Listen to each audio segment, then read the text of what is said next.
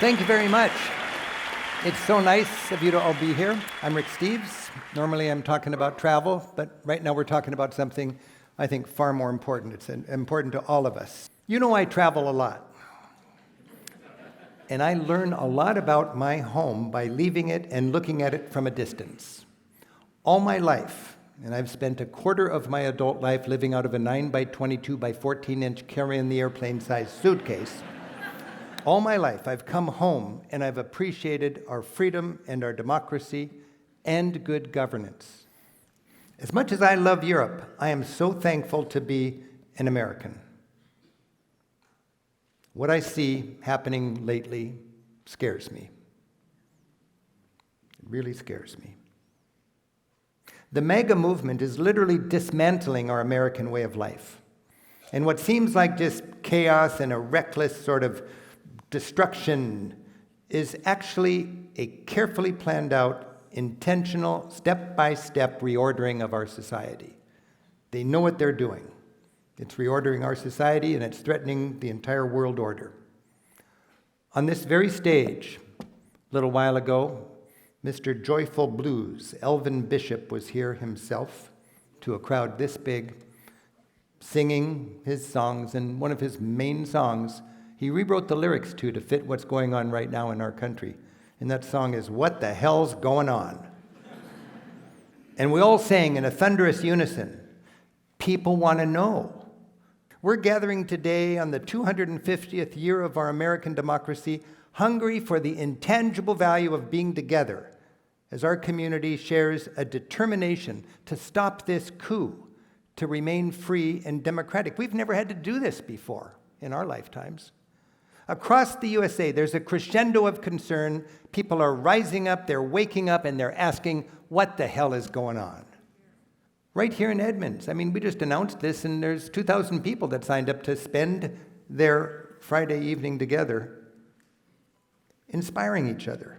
There's an intangible value of getting together. Now, I'm a traveler, and I'm a historian. And I think that gives me a unique appreciation of what makes America great. Drawing on that experience, I appreciate what we have, and I also know what we can lose. Think about things that we often take for granted. Good governance, stability, the rule of law, the importance of honoring societal norms. These are important blessings, and they are undervalued in normal times. We've skated right through in our lifetime. This is fundamental to really what does make America great. Now, our president is taking us, I believe, into a sad future. Not America first, but America intimidated. America alone. So here we are, defending the best way we can a democracy that we didn't realize could be so fragile. Now, I'm standing here on stage saying a lot of things that you guys already know, but we're together, and there's some intangible value of us hearing it together, to verbalize it. Our solidarity. Solidarity matters. Freedom is the right to speak truth to power, and tonight we are exercising our freedom. Now, this is not America bashing. This is America loving. I'm wearing my purple shirt, because it's time, as far as I'm concerned, to mix blue and red together. We need to speak out not as partisans, but as patriots. And if somebody puts you or me down because we're saying something that seems awfully liberal, don't stand for it. This is not a partisan squabble. This is more fundamental than that. This is a matter of freedom, democracy, and we are patriots. Our country is roughly divided 50-50. It's half conservatives, half liberal, half Democrats, half Republicans, and I'm okay with that. I'm very comfortable with that. In fact, I miss the healthy debate between practical Republicans and idealistic Democrats. It's good for democracy. In fact, I hope and pray for a return to that healthy political discourse. But notice right now how MAGA world, in that world, the Republican Party is fading away. It's becoming MAGA. MAGA Republicans have hijacked the GOP. And today, our country is paying a price. So this is not a partisan talk. I believe it's as pro-American as you could be. This dictator thing is snowballing. It's a coup that's happening now. It's underway. I've long comforted myself with the thought that, well, at least we're not in a war. This is a war. It's not overseas, but it's from within. It is ripping at our society in ways more destructive than a bomb. Trump actually calls us the enemy from within. His troops are literally in the streets. We read it in the tragic headlines every night. Minneapolis, that's a dress rehearsal, a springboard for a nationwide agenda of military intimidation, maybe planning for the midterms, who knows. They got the money. They got endless money. We're doing little fundraisers. They just write the check. They got the advertising. They're building a very icy army. I often wondered how Hitler found his Gestapo. I didn't know there were so many hateful and violent Germans. Where are they now? Where were they before Hitler? It's latent. It's in there. It's in our country too. There are frustrated people who just love to have a gun and be thugs against people who are different than them. We're learning. Imagine in the United States it's become scary to speak out. Professors, teachers, journalists, local leaders, regular citizens actually scared, calculating not, should we say this, but is it safe to say this? It's amazing to me. When I give a talk, and it's hard for me to give a straight travel talk these days all over the country, I have to spice it up with a little politics. When I go into the lobby after a talk, people tell me, thank you. I needed to hear that on stage. It's courageous for you to be speaking out. Hey, if it's courageous for me to be speaking out, that's reason enough right there to speak out. I can't believe we're in a situation like that. When it comes to free speech, it's clear to me, it's use it or lose it. MAGA Republicans believe America needs one supreme leader more than a democracy. Trump's all in for that. He's acting more and more like that supreme leader, with somebody else's Nobel Peace Prize in his pocket. A gilded ballroom, nearly twice the size of our White House, it's under construction. What's next? A dollar coin with Trump's face on it? Buckle up, Mount Rushmore. History is not just speaking to it. I think it's screaming at us. Now, I'm a historian. I know democracies can be fragile. They come and they go. As Americans are learning, our nation can slide sneakily, almost unnoticed, into authoritarianism. History teaches us wannabe autocrats intent on derailing a democracy have all used the same, what's called a dictator's playbook. The USA playbook, it's even got a name. Project 2025. A century ago, Germany employed the same step-by-step plan to accomplish what could be written up in a book that they had, not that they did, but it would be called Project 1933. In 1933, Hitler was made Chancellor of Germany. 18 months later, following this playbook, total dictatorship. Step by step, political parties banned, no more democracy, absolute power in one man. Mussolini, Putin, Orban, Erdogan, strong men appreciate and admire strong men. Ours certainly does. And they all followed the same playbook. Imagine comparing notes. Imagine the conversations they must have. Today, our president, the world's most powerful man, emboldens autocrats from Moscow to Saudi Arabia to El Salvador. And he's increasingly seen around the world as an autocrat himself. Consider the countries that were attracted to his board of peace. Armenia, Azerbaijan, Hungary, Israel, they all signed up right away. Dictators, by definition, are enemies of the ideals that truly make America great.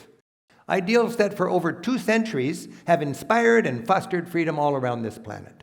Ideals that inspired French people and German people after World War II to name their children Frankie and Johnny. Frankie and Johnny, a couple years older than me, named in the late 1940s. Not Francoise and Johann. Frankie, spelled that way. Johnny. Why? Their parents were so blown away by the admirable qualities of the United States in the family of nations. Not today. This is amazing what we've done in the space of a couple of years because of the price of eggs, or I don't know what's going on, but this is really a challenge for us. Let's consider these ideals and their plight today in the home of the brave and the land of the free. I'm just going to say these ideals. We've been talking about ideals. I did some study.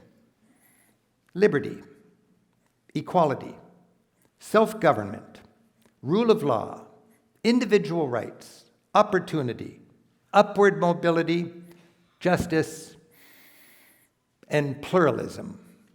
Pluralism. It's an ideal that different groups can coexist with equal rights. It's an ideal that different groups can share one country without forced conformity. Pluralism, that's a beautiful thing. It's a beautiful thing.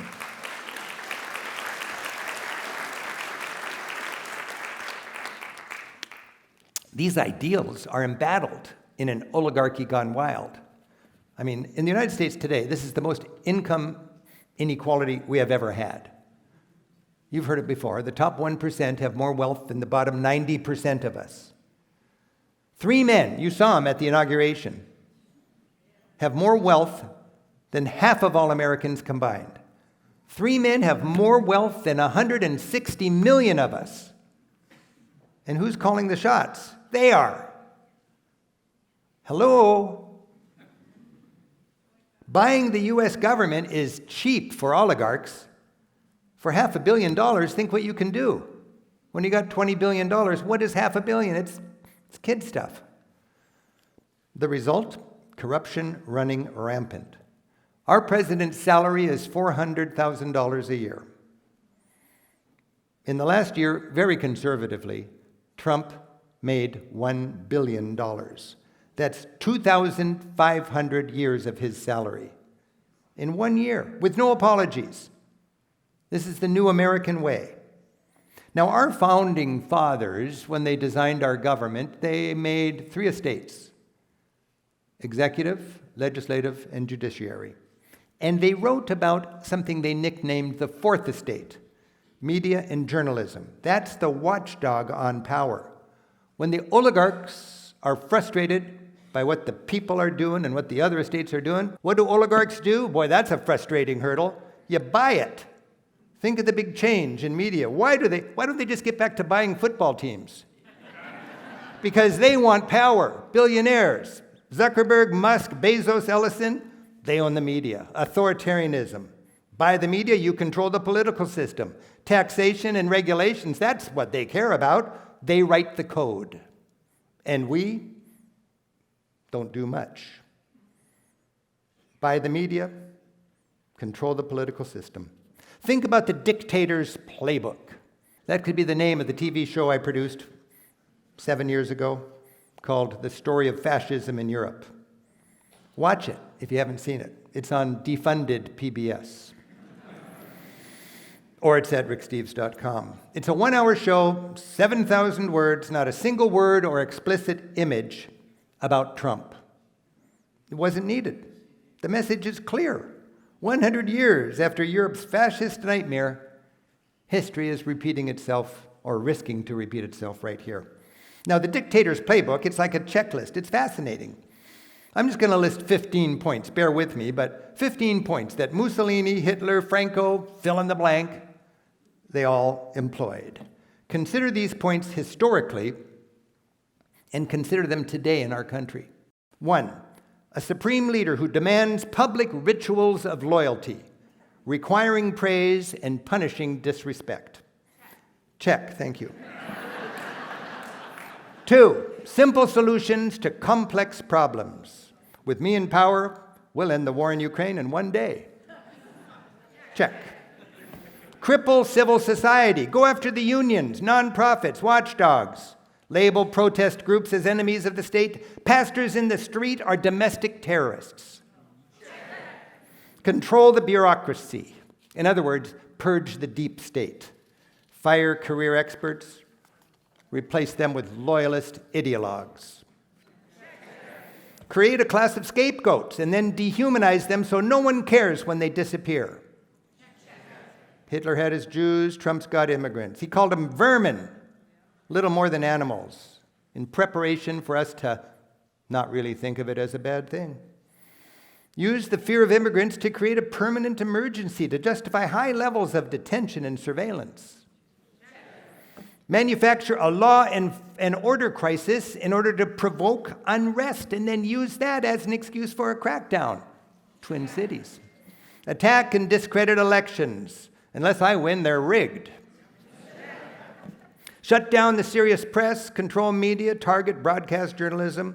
Why is PBS and NPR in the crosshairs of this president? Well, I'll tell you.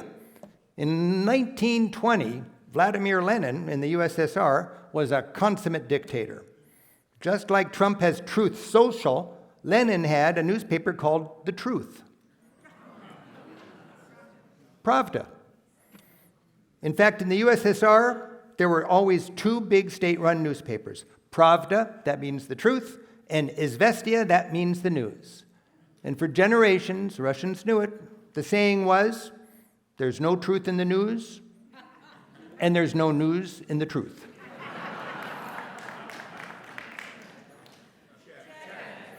Take advantage of a tragedy or an emergency to consolidate power, an answer to a wannabe dictator's prayer. Hitler had his Reichstag fire, a perfect excuse to crush the Communist Party, to lock up Germany's liberals. He flooded the streets with stormtroopers, Germany's ICE, and he implemented the Enabling Act because of that one disaster. Stay tuned. Trump is aching for an excuse to invoke the Insurrection Act, just like Germany's Enabling Act. Militarize cities, silence opposition, intimidate voters. Imagine, suddenly we're all domestic terrorists. Seek retribution, lock up political enemies. Hitler's first inmates in the concentration camps were not Jews. They were his political opponents, the Liz Cheneys, Adam Schiffs, Bernie Sanders of the 1930s in Germany. They were household names. In 1933, they were locked up. Today, the mayor of Istanbul is in prison. He's the one politician in Turkey with the stature and the charisma to stand up against Erdogan and lock him up. I was there in Turkey, 1 million people in the streets demonstrating. It's the dictator's tool. Lock him up. It's not just a silly rally chant. We've got to wake up to these things. He's not just joking. He's breaking the ice. He's getting us used to it, not taking it seriously, distracted. It's a great, great program, what they've got going if you want to derail a democracy. Weaponize the Department of Justice to protect allies and punish enemies. Pam Bondi. Build a paramilitary force. Every dictator needs a private police force. Ours wears masks, but no uniforms. ICE is loyal to a president, not a constitution. And ICE today is the best funded federal police force in the entire country, at the service of the executive branch. Check. 2 more checks coming. Target education and history. Ban unpatriotic teaching. Attack universities and professors. And the last one, intimidation. Big check. Big check. Intimidation, it's a favorite tool for keeping people down. I think if America has a word, the word of the year for 2026, I think it might be intimidation. Mussolini originated the term fascist. He was the original fascist. His thugs intimidated Italy. They literally beat their way into power. I mean, talk about intimidation. He would put his thugs at polling stations on voting day, and they'd beat up the first person who voted. Just saying. Well, how does that intimidate people? Not everybody wishes they had more than one life to give for their country. Medieval Europe, it had the same thing going on. Kings put bloody heads of problem people on pikes at the city gate, left there to rot. Everybody who walked in and everybody who walked out, they saw that, and they were intimidated. Trump's acts of retribution, they are publicity stunts. Views of hellish prisons, you'd think he'd want to keep that down. No. That's great TV. Innocent victims of ICE videoed in the streets, dragged into the snow wearing nothing more than underwear and a blanket, blasted with tear gas from a few inches away, all happy to show it. Put it up on the TV. Let our publicity intimidate the populace, just like those heads left to rot on public pikes 1,000 years ago all across Europe. The American public is being conned by the ultimate con artist. He may be cognitively challenged, but right-wing think tanks are brilliant. Beware. They are ingeniously framing issues to confuse the public. The very institutions that make America great are denigrated. Deep state, boy, that's a menacing thing, teed up for destruction. Environmentalists, now we're called climate extremists. Sounds pretty evil, discredited. Our richest elites, oh, they are job creators. What a flattering title, reminding us that they deserve their tax breaks. Beautiful tariffs. They're not beautiful, they're a hidden tax. It happens to be the billionaire's favorite tax, regressive as can be, taxing not wealth, but consumption. What day did those beautiful tariffs take effect? Liberation Day. You say it enough times and people just, oh yeah, that was Liberation Day. Clever, deceiving messaging, think about it. Pro-life, a right-to-work state, school choice, clean coal, the big, beautiful bill. It's so obvious and in your face you'd think it wouldn't work, but it works. It works, on and on, it sounds wonderful. But whether designed by a Joseph Goebbels, a Stephen Miller, or a Heritage Foundation think tank, when it serves an autocrat, these are marketing terms. Deceptive. They mean just the opposite. They're designed to dupe the public. When MAGA Republicans frame it, if America buys it, you can say goodbye to our freedom. Fascists tell lies with gusto. And with MAGA lies, they're becoming the norm. I mean, think about it. We won't touch your Medicare. We won't touch your Social Security. We need to strip away Obamacare because undocumented immigrants are freeloading on it. Trump says, I didn't know anything about Project 20-something, 2025. January 6th, peaceful demonstration. No, we saw the video. Renee Good, a domestic terrorist trying to run down an ICE officer with her car. No, we saw the video. Alex Preddy drew his gun. No, he didn't. We saw the video. Portland's burning. Saw the video. Demonstrators are overrunning Minneapolis, and they're paid for by the radical left. And the ultimate, which I guess some people believe, the immigrants are eating our cats. Well, there's one lie going around that really bugs me. It's Christian nationalism. Christian nationalism is the distortion of the Christian faith, and it has nothing to do with anything Jesus actually taught. For a Christian nationalist, love thy neighbor is trumped by racism, greed, and the pursuit of power. By the way, it's not unique to Christianity or Christendom. Arab dictators employ Muslim nationalism. Indian autocrats employ Hindu nationalism. Christian Nazis, 100 years ago in Germany, they celebrated Jesus as an Aryan hero. Beware, when a politician hugs a flag next to your altar, he's co-opting your faith and using it against your freedom. We need to recognize Christian nationalism for what it is. It's the dishonest perversion of our faith designed to steal our democracy. Tonight, I'm the warm-up act for this important topic, and part 2 is going to be a powerful message from Bishop Shelley Bryan Wee. As I mentioned, she's the bishop of the Northwest Washington Synod of the ELCA, the leader of about 120 Lutheran churches in this region. And the title of her message is Christian Nationalism is Not Christian and It's Not Patriotic. Another lie, the deep state is the enemy. The deep state is the very institutions that make our society work, that make us strong and more equitable. More equitable, yes. Institutions are what stand between our elites and more power. The agenda of our president today, discredit and then shut down these institutions. It's what fascists do. It's what their corporate funders want. When they shut down the scientist, the professor, the principal judge, the doctor, the military leader who's loyal to a constitution and not a dictator, when they shut down public servants, from school counselors to national park rangers, to air traffic controllers and those who care about our environment, they shut down what makes our society strong and safe and free. They may be popular with the MAGA base, and they may be good for quarterly profit statements of Trump's billionaire buddies, but they are not good for our children's quality of life. Our kids are going to inherit the long-term consequences of Trump's MAGA-pleasing and oligarch-friendly power grab. Consider the climate. Consider the environment. Consider public health. Consider unchecked racism. Consider the loss of civil liberties and the rise of corporate influence. You name it. Without the institutions that define and defend our American democracy, these losses will be baked in. So what do the best run and most content countries on this planet have in common? I've seen it. Countries like Norway and Denmark. Well, trust in institutions.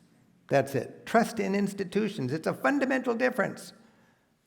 You got to pay for them. You got to put up with them when they're not perfect. You got to make them better, and you got to embrace them. That's how a society works. Trump's goal from the very start is to ruin our trust in institutions, and he's great at it. From condemning the failing New York Times to rescuing what was the DEI-plagued Kennedy Center to the dismemberment of the corrupt and incompetent USAID. Think of what they've done to the reputations of those places so we could swallow the fact that they're no longer with us. Suddenly, with Trump, the hardworking, mission-driven professionals who run these institutions are all radical left-wing lunatics. Our society is going to pay a deep price for the destruction or the hollowing out of these institutions. I mean, just think about USAID, for one. This is a particularly heartbreaking thing for me. Dismantled and destroyed to save $40 billion. The cost? Well, you don't feel a lot of it here, maybe, if you're a privileged white person in South Snohomish County. But if you live south of the border, you know the cost. In the poorest parts of our world, more starvation, child mortality spiking, AIDS in Africa on the rise, and on and on. A very conservative estimate of 600,000 preventable deaths from disease and hunger just in the first year of the end of USAID. By the party of life, or whatever you call it, you know? Millions more deaths are on the way. Entire countries are destabilized. Now, this is ironic because Trump's base is so afraid of refugees. We're just creating more desperate immigrants. Failing states. When you have failing states, you have a rise in authoritarian rulers, you got more extremism and more organized crime. These are the consequences of the end of USAID in order for us to save a few $1 billion, and it's not a pretty picture. Public wealth is another thing that we as the electorate and citizenry need to appreciate. It's another dimension of America that's definitely targeted by our president. Public wealth, that's our parks, public lands, our schools, Social Security, Medicaid, public broadcasting, our infrastructure. Why does Trump target everything I hold so dear? It's uncanny. Public wealth, it's a lost opportunity if you are a greedy corporation. The mindset of anybody who's just a corporate leader without any values would be privatize it so I can make money on it. Privatize everything, prisons for profit. What a brilliant idea. Toll roads, VIP lanes on the internet. Those with money go faster. And why this dogged fixation on destroying Obamacare? Because if you privatize healthcare, there's more pain for poor people, sure, but there's a lot more wealth for the billionaire class. Publicly funded medical research. On a personal note, I'm here today, a year after robotic prostate cancer surgery, cancer-free, thanks to taxpayer-funded medical research.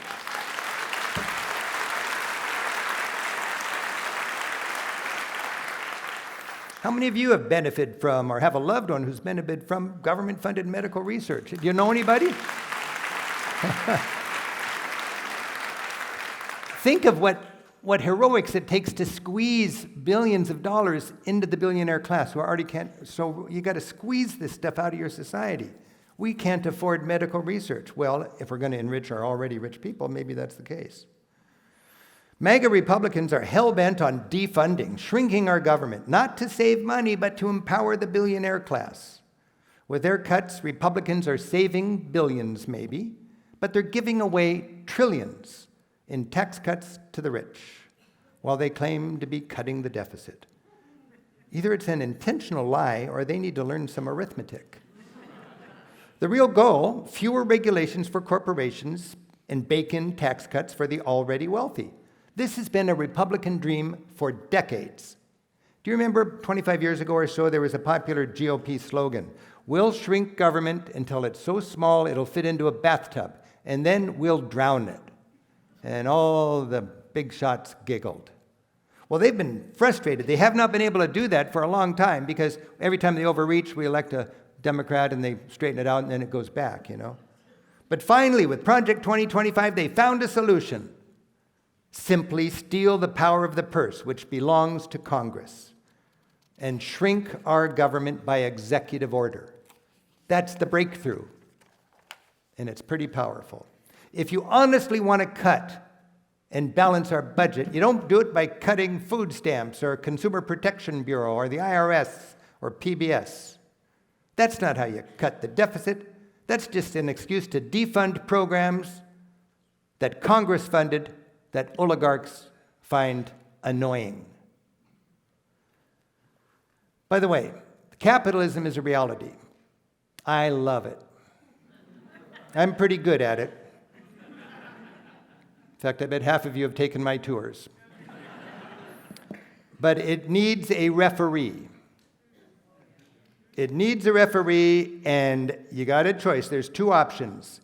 Capitalism can be refereed by the people's government or by corporations regulating themselves. You choose. You choose. You're the electorate. Don't let any advertising campaign convince you otherwise of the common sense answer there. The real MAGA agenda, well, read the big, beautiful bill. It's plain and simple. No government referee in the rough and tumble arena of the free market. And tax breaks for the rich paid for by cutting services that poor and working people need. Big, yeah.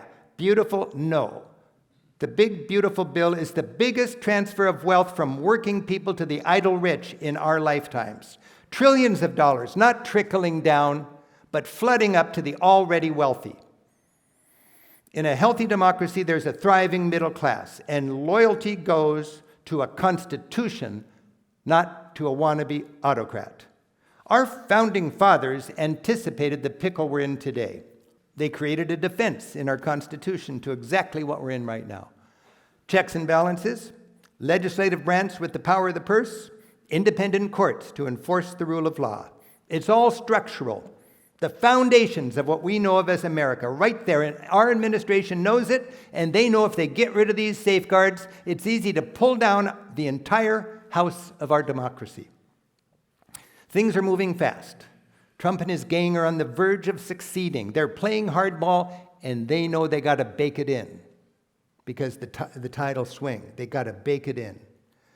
While we're distracted by the latest in a chaotic parade of crazy Trump news, smart people are working late at night, every night, employing Project 2025 on us, all 900 pages of it. So what do? With the GOP in control of all three branches of our government, it's pretty tough. We got midterms coming up later this year. It's critical, might be a last chance. And heads up, the anti-democracy brains behind our president know it.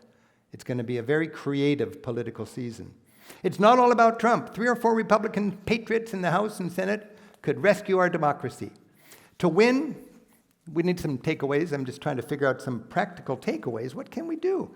Embrace uncomfortable coalitions, both center and left, working together. The political left needs the middle. It cannot be 100% pure and win or make lasting change. I'm sorry, it's just, there's a reality. We got to share our political arena with the half of our society that is hell-bent on not agreeing with us.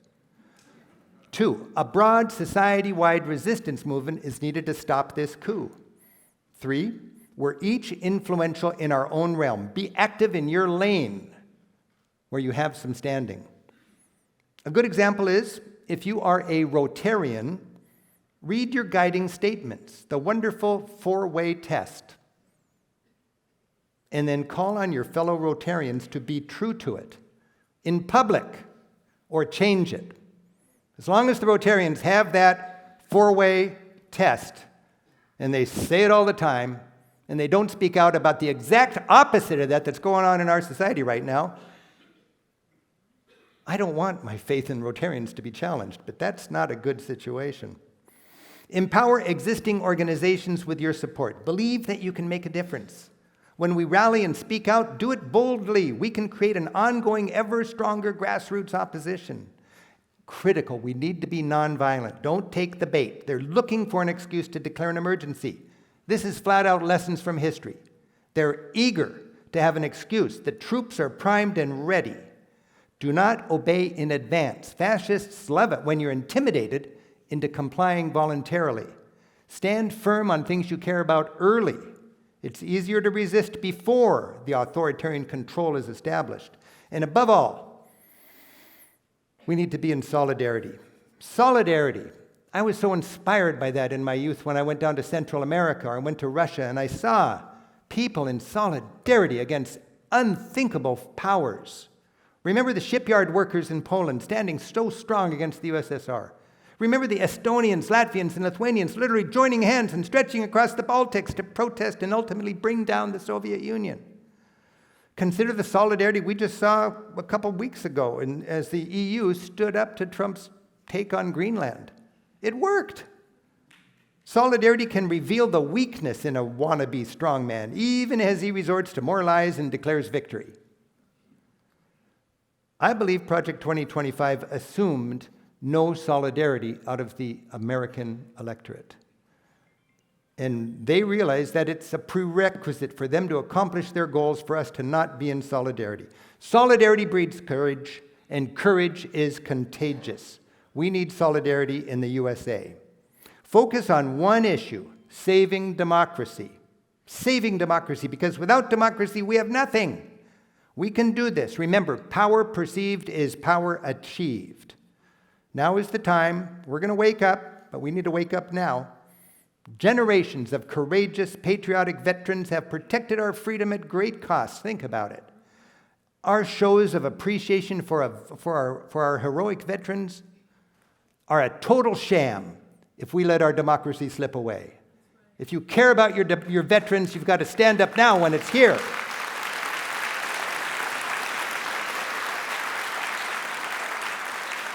Most of us had never had to fight for freedom. It's just been a gift. Today, we're in a battle for our freedom, and we are the troops. It's our turn to defend our freedom. Trump may think everything has a price. He loves to say, I'm going to do this now and give everybody $1,000. That is so insulting. So insulting. But just like Greenland, our democracy is not for sale, regardless of the cost of eggs. Our civil liberties, our freedoms, our American ideals are not for sale. Now, there's going to be a lot of rallies across the United States in the coming year. Put March 28 on your calendar. I think that's going to be a biggie.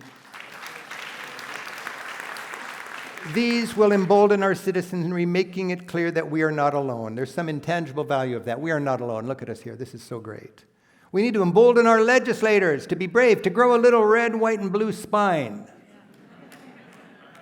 We need to show Republican legislators that the real risk to their beloved power is not to be primaried from the right, but to be primaried from the center by citizens who are conservative, but also pro-democracy.